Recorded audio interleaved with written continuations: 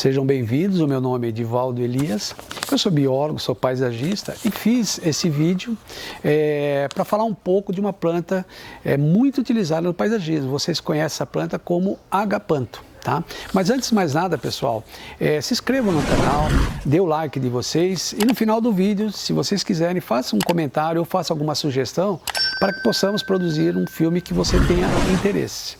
É uma planta muito utilizada no paisagismo, ele tem outros nomes por aí, ele tem o nome de flor do Nilo, flor do amor ou mesmo próprio agapanthus.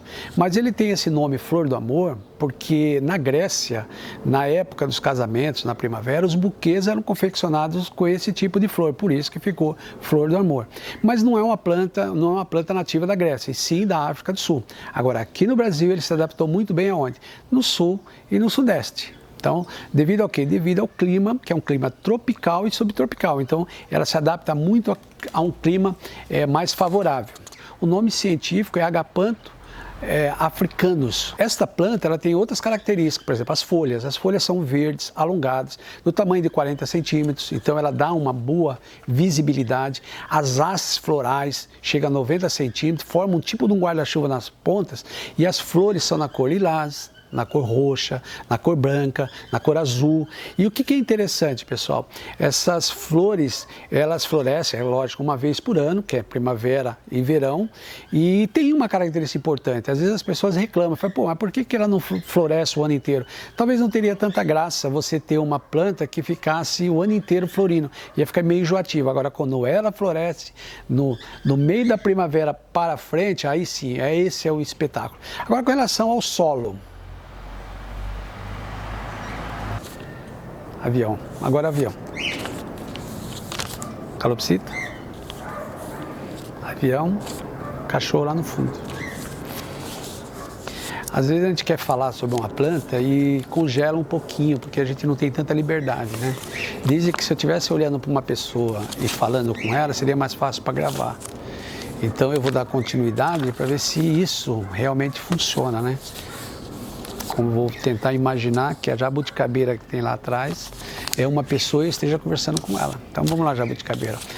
Com relação ao solo, o solo tem que ser um solo úmido, mas não encharcado. Por quê? Porque a própria planta, ela não gosta desse tipo. Às vezes as pessoas têm essa planta e começam a perceber que as folhagens começam a ficar amareladas e isso é por conta justamente do excesso de água e até faz com que as raízes possam apodrecer. Então as regas elas têm que ser 2 vezes por semana e no inverno até diminuir. Você tem que observar o andamento dessa planta. Como eu falei, o clima é um clima temperado, subtropical, é clima quente, ela gosta disso. E com relação à luminosidade não quer dizer o quê? Ela gosta de sol pleno, tá? Tem pessoas que colocam ela em meia sombra. Vai, sem problema nenhum. Só que tem um porém. As flores não são intensas como seria se ela tivesse a sol pleno. Então, quando você tiver essa planta e perceber que ela não está florindo como deveria florir, traga ela para um lugar de sol pleno, porque ela gosta de luz direta na maior parte do dia. Tá? Uma outra coisa importante é a adubação. Ela é uma planta rústica, de fácil cultivo, sem problema nenhum.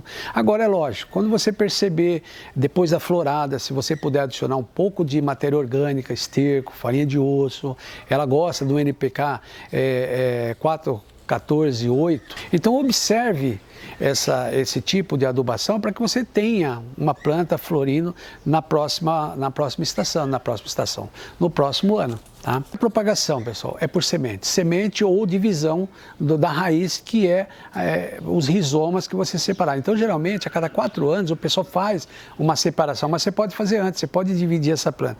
E o que é legal, quando você divide uma mesma planta, você tem, vamos falar assim, você tem uma possibilidade de você gerar uma planta parecida com aquela que você tirou uma parte dela. Essa planta é muito bem utilizada em maciços, na frente de muros e também, para quem desconhece, você pode utilizar essa planta também em vasos, desde que esse vaso tenha uma boa drenagem, seja um vaso grande, com uma certa profundidade.